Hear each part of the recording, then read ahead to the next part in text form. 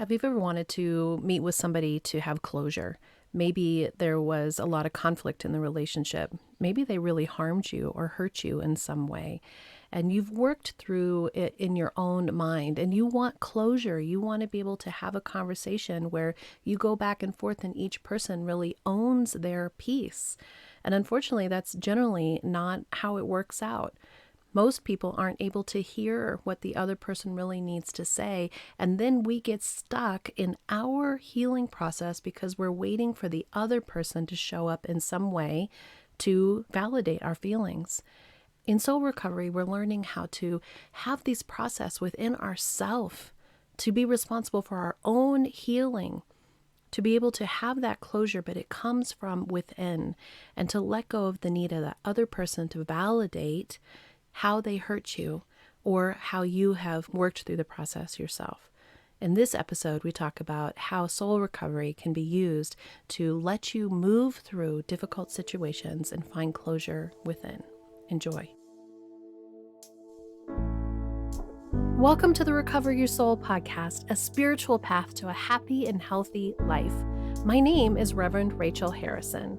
I started Recover Your Soul after having profound changes in my life from my recovery of alcoholism, codependency, and control addiction. I was guided to share the tools and principles of spirituality and soul recovery to help others transform their lives as mine was transformed. For us to overcome external circumstances, we need to turn the attention to ourselves, focusing on our inner change and healing. Positive results in our lives will follow. Welcome to Recover Your Soul. I'm Rev Rachel. Thank you very much for choosing to spend your time with me listening to this podcast and being on your soul recovery journey, this desire to let go of everything that's outside of us that we've given strength to determine how we feel, and turning it back to ourselves, taking that attention back to ourselves, and looking at how we choose to be in the world, And today what I want to talk about is closure and communication and processing difficult feelings and difficult memories. Because one of the things that I recognize in my prior life, in my working when I was really consumed with wanting to be in conversation with the people in my life who were causing me problems, right? So Rich and I, for example, would be going to therapy and we would spend the entire time just back and forth. Here's what I don't like. Here's what I don't like. Here's where you hurt me. Here's where you hurt me. Here's what's going on that I don't like now. Here's what I don't like then. Here's where I think that came from. And we would come out of those offices with more angst, more energy around what the problems were than we came out with solutions or connection. And I'm not saying that's always the case. I'm saying that that is what can happen. And we were clearly going to people that just let us bicker back and forth about what we were feeling, except for this one coach that we went to when we separated. If you've heard my stories around my life, if you've been listening for a while, about 15 years ago. Is that right? No, 15 years ago we got sober. So it was another maybe 12 or 13 years ago. Just got fed up and had had enough and left to take a break. And we started going to this particular coach who, in coaching, it has a different parameter. You're getting pushed more. Your patterns are getting reflected. Your buttons are getting recognized. You're looking at these things. And he was the first person who didn't put up with either one of our stories, who didn't put up with it. Didn't put up with mine, didn't put up with Rich's. And it was the first time I'd had that pattern interrupt to look at how I wanted to have the other person hear me from this way that I had been wounded, that I had been hurt. And what I think is so interesting in soul recovery is we're starting to look at this tool, this incredible tool, which is our own experience, our own processing, and realizing that we're powerless over everything outside of ourselves. And part of that is realizing that when you show up to have conversation with that other person, We want them to show up in a way that they're going to hear us a specific way. We want them to respond to us in a specific way. And they're just in their own experience, which can be very open and ready and curious and interested, or it can be shut down and defensive and hurt. But we need to begin to start to look at every single person in the situation with compassion. Every single person in our lives from this level of who are they in their experience? And can I let go of this attachment that I have to processing with them what I need to learn about myself? And turning that attention back to ourself and saying, how I reflect on this internal learning, this internal growing, this internal expanding of my awareness happens within me or happens with somebody such as working with me as a spiritual coach or another person who is on a journey who can hold space for you to see you as your elevated higher self, looking at these feelings within us and not getting attached or identified with them. Because we can also end up being with friends who can just let us churn our pain and our misery. And then it's like being in that office with your spouse where you're just complaining, but they're not there to hear. You're just doing it with your friend. And in the end, every time we get caught up in those feelings, we relive them. Our brain does not know the difference between thought and reality.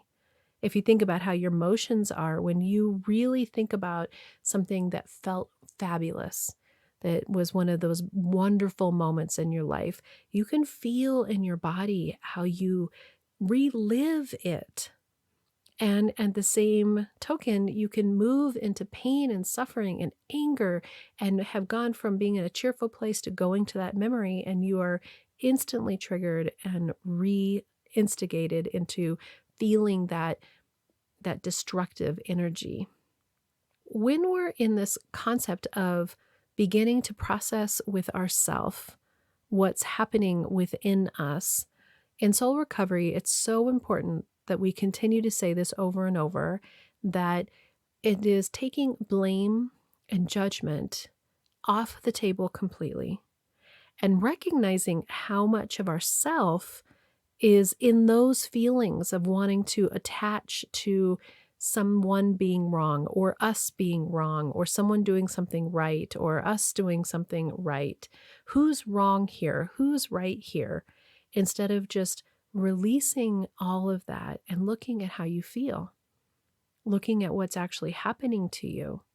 And as we get healthier in body, mind, and spirit, as we begin to progress in these tools of soul recovery to access ourselves from this new perception, we begin to let things go. We begin to recognize and see the situations more fully with our clinging to how we were harmed or what was it for us. And we begin to see with more compassion for everyone in that situation, for ourselves, for every player in that situation. And the energy starts to dissipate. And you know what we want to do? We want to go talk to them. We want to go have this discussion with them about how we had been harmed by them, and these were the things that really hurt, and now I'm feeling better about it. And in some cases, that's a beautiful thing to do.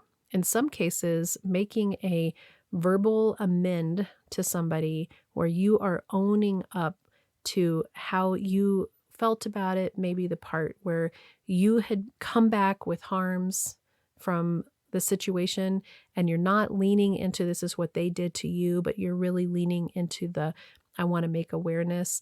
If you are in a situation with somebody where that door opens and it feels healthy, kind, and appropriate, those moments can be incredibly powerful moments. But there's this other part of us that wants so desperately to have these conversations with people so that they can validate our experience, even our experience of healing. And this particular episode is really around the clarity of what's happening in healing in your own mind, body, and soul is all that matters. Your experience of it is all that matters. When we are healing, and when we are even more healed, we can be in a situation that used to blow our mind, that used to overwhelm us, that used to harm us, hurt us, make us feel a certain way. And we recognize that that all came from inside, that allowance of somebody to harm us. And we can handle situations that we never thought that we can handle before. That we can be present in feeling uncomfortable. We can be present in feeling distress, but we don't collapse. We don't fall apart. We don't turn to old patterns of rage or withdraw or control. We are actually recognizing our wholeness and standing in each of these situations from a place of our full embodied self, our higher self. If you're ready for soul recovery, as a spiritual coach, I can support your healing to help make real changes that will bring you a life of peace, happiness, connection, and abundance. You can also work in smaller groups by taking a deep dive in a Zoom workshop or with me in person at a retreat or an event. Join others on the soul recovery path once a month for the free Zoom support group or daily on the private Facebook page. Visit the website recoveryoursoul.net to book coaching sessions with me or find all the information you need about soul recovery, dates that are coming up, and how to register for those groups and workshops. To support the podcast and the community, check the links in the show notes to make a small monthly donation or a one-time donation of your choice that will make a huge impact to support this community and the soul recovery mission. Together, we can do the work that will recover your soul. And that healing does not need a validation from anyone. That healing is for you to continue to claim on your own. And isn't it interesting that we want people to reflect to us that we're better? And I'll tell you what the reflection is. The reflection is how your life shows up. The reflection is how things begin to model out, the energy that's modeled out. That is the reflection. You will get it in real time based on how you are handling a situation, how you're feeling present in a situation. And even if other people are still kind of off on their own thing, you recognize that the modeling is that it doesn't blow your mind like it used to. It doesn't completely put you off track like it used to. That's the modeling. That's the awareness. And then you start noticing that life starts to line up better for you and that things begin to show up in ways that seem like you would have asked for them to be like that. You meet somebody, you have some sort of interaction or conversation with somebody that leads to the next thing, that leads to the next thing. And all of it is bringing to you the truth of who you are and your alignment, your wholeness, your fullness, because you're not in that place where you're looking for people to process what's going on inside of your head and needing them to validate for you that it's okay. So coming to closure, which I think is very interesting. We want to have closure with people that there were difficult situations. And of course we do. Of course we do. But inside of us, the more that we let go of grievance, the more that we let go of even the thought that somebody else was guilty for something, the more we are opening ourselves up to not have those stories run. And I'm thinking about, for myself, the relationships that I've had that have been difficult for me that I went through as part of my learning experience, as part of my curriculum of life. And these are not relationships with people that I continue to be friends with. These are relationships with people that ended. And I can think of a couple just drawn to mind right away, which is they tend to be work situations that are coming to me. And that there's this family that happens in work, a family system that almost is like that, that happens in work environments, whether we like it or not. When you spend that much time with people, those relationships become very similar to some of the structures and the systems that we have within our own family in terms of our upbringing, our family of origin, and then maybe model some of the positive and dysfunctional places that we have in our own family systems at home. And if we're not conscientious of staying clean in our own energy around how we're participating in those family systems, we can get as dysfunctional in those systems as we did in our own families at home, right? And I had always wanted to be in work environments where I could just totally be myself, and that having deep human connection was really important to me. So I tend to go in pretty deep emotionally with the people that I work with and make very strong relationships. But it's interesting that of all those relationships, not very many of them have continued on in my life as continued friends. It's like those relationships are really deep while I'm there, while I'm in that environment. And then as soon as I've left that environment, then the time and attention and it begins to fade. But I had conflict in my jobs. There is some element of me that I've been looking at myself, at how I show up in my work situations, that I can now see through my soul recovery work were patterns of those core wounds from being a little girl and from the hurts and the harms that I had, where I needed to validate myself, that I pushed myself too far into being the boss, or wanting to make everything work out for everybody, or wanting credit, or gosh, I just had such a little part of me that needed something more than what was being given to me in those jobs. Because ultimately, we're looking at that part was me. That was me that was feeling inadequate. That part was me that was coming from the underbelly of my own pain, of my old belief systems. And now that I've had an opportunity to truly, truly do the soul recovery steps and to look at those patterns and those beliefs and how they helped me create the personality that I have, that I'm proud of, that I love, and let go of those underbelly pieces of me that have been this complex unfolding of all these old stories, all these old pain body stories. And this is what I'm talking about. I've done this work within myself.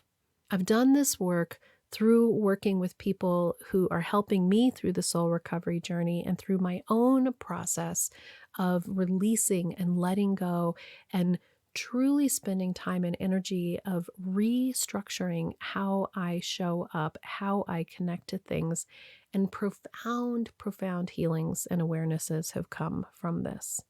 But there's still a couple relationships in these work environments that were extra bristly, extra bristly. And one in particular was the last place that I worked was another woman. And it was a repeating pattern of a relationship that I'd had a number of times in different work environments. And so I'm showing up on my end and I'm bringing forth somebody who's going to show me, who's going to mirror to me these aspects that I needed to learn and grow from myself.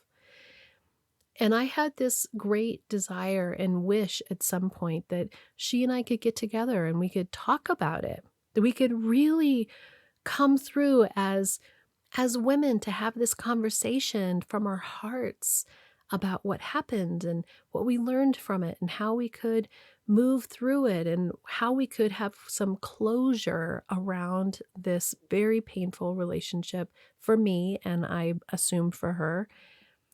And then I realized that's for me.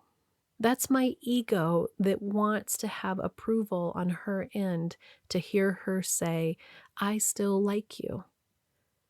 I still want to have you in my life, or you're important to me, or I see what you're saying, or all those things that actual pain part of me wants and needs, and was part of the process that created the dysfunction in the first place.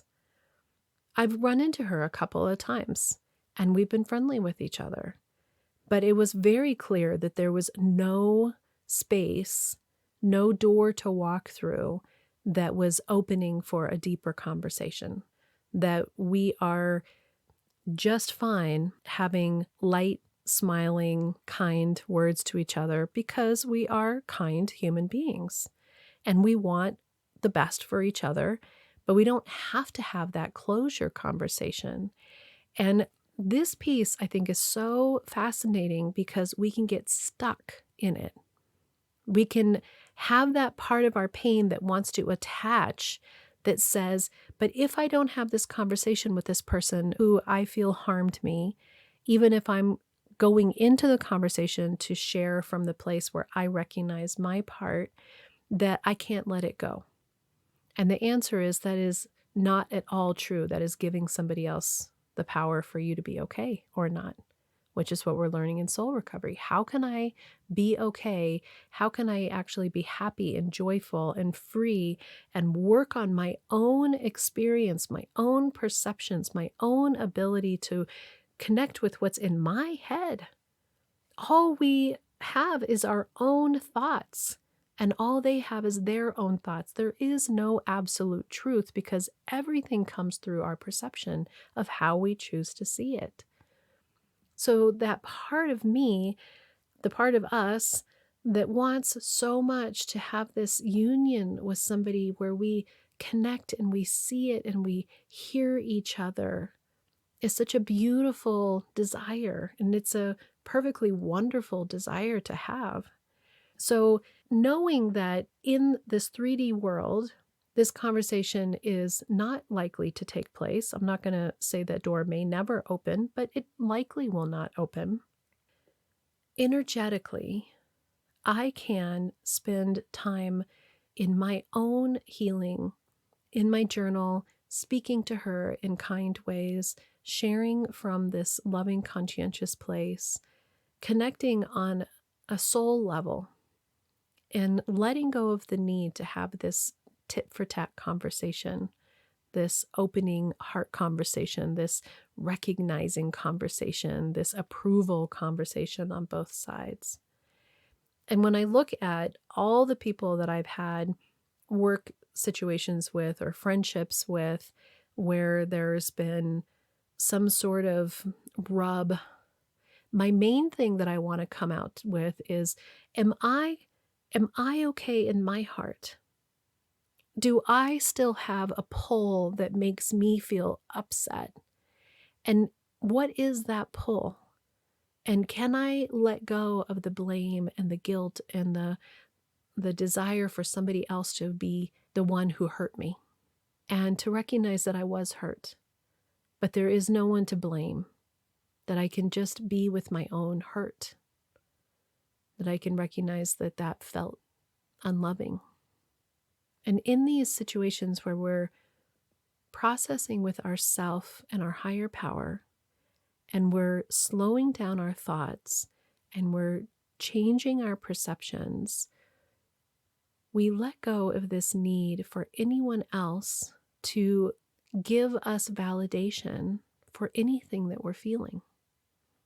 And now when I have any thought around this particular relationship that I was just talking about, or so many others where there was upset or there was complexity, I spend way more time sending them love, way more time wishing them well, way more time releasing those perceptions of pain way more time letting those memories go.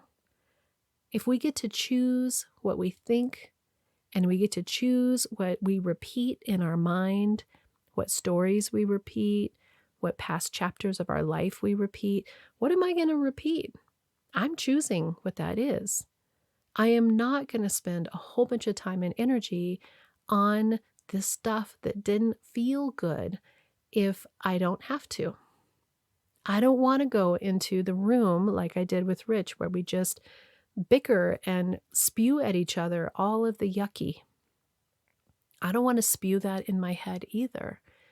So when I can work on these relationships and we can let go of the need for somebody else to validate the process and closure of what's going on inside of us, our healing is our responsibility. How we choose to see it is our responsibility. And as you're working through your life, through the emotions, recognizing the patterns in which you show up in your situations, in your relationships, and how you think and how you act, be gentle to yourself. Be incredibly compassionate and kind to yourself, because this work is difficult work. There is so much in there that you're processing to let go, and it's gripping so tightly. And your ego, which is this part of you that is not against you, but is very reptilian. It's very rudimentary. It's very black and white. It wants so much to make sure that things are the way that it wants them to be. And you're opening up, you're actually using a different part of your mind.